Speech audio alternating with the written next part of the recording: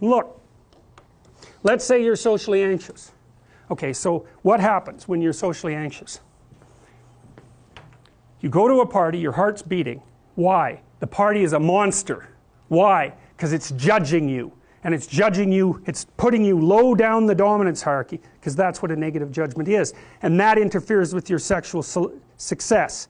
And that means that you're being harshly evaluated by nature itself. Right? So you are confronting the dragon of chaos when you go into the social situation. And so what do?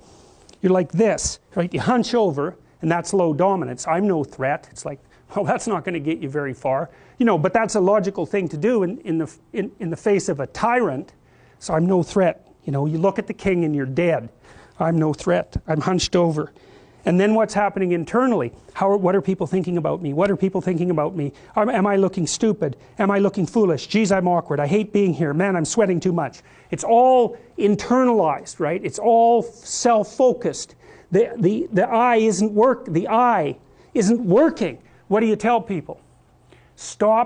Don't stop thinking about yourself, because you can't. It's like, don't think of a white elephant. White elephant, white elephant, white elephant. You can't tell someone to stop thinking about something because they get caught in a loop. What you do with socially anxious people is you say, look at other people. Look at them, right? Why? Because if you look at them, you can tell what they're thinking. And then unless you're terribly socialized, and some people are. Some people have no social skills, and so the reason they can't go to a party is because they don't even know how to introduce themselves. Like no one ever taught them how to behave.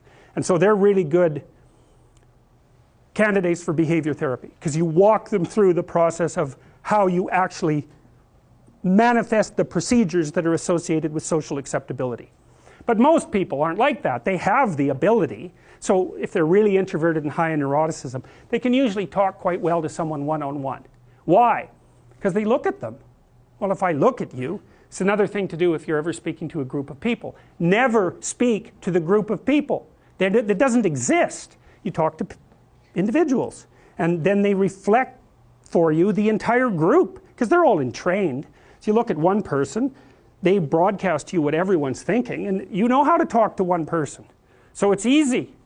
So as soon as you focus on the person, not you, you push your attention outward, use your eye, you push your attention outward, and you start watching. Well, then all your automatic mechanisms kick in, and you stop being awkward. Because if we're talking and I'm looking here, I don't know what you're going to do next, and I'm going to put disjunctions into they're like bad chords in the melody of our conversation. And the reason is I'm not paying attention. So that's why the eye is the thing at the top of the pyramid. It's like the thing that enables you to win the set of all possible dominance hierarchies is the eye. Pay attention. Pay attention. That's the critical issue. That's why the Egyptians worshipped Horus.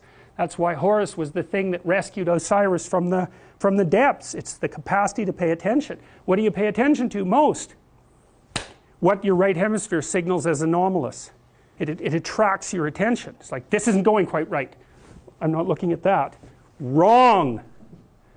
That's what you look at. That's what you look at. What's not going right. Because that's the terrible monster that might eat you, but it's also the place you get all the information. So that's why it's useful to have discussions with your enemies, because they will tell you things you do not know. And that's such a great thing, because if you don't know them, well, you're not very smart, are you? You know, there may be a time when you go somewhere that's the thing you need to know. And maybe your enemy will tell you why you're such a fool, you know, and a bunch of other things that aren't true too. But even one thing that's accurate, it's like, yeah, thanks very much, man, maybe I'll do some work on that, and I won't have to carry that forward. So, and then that's part of the reason, again, why the terrible predator, it's always the terrible predator that has the gold. It's like, it's the person who delivers the message you do not want to hear. So it's rough, but it doesn't matter. Life is rough.